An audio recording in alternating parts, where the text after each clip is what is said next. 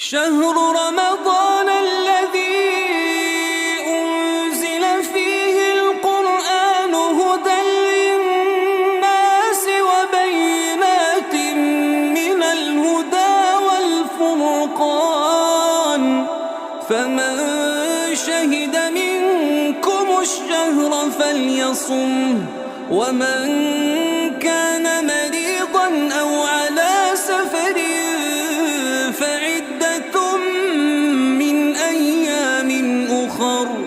يريد الله بكم اليسر ولا يريد بكم العسر ولتكملوا العدة ولتكبروا الله على ما هداكم ولعلكم تشكرون.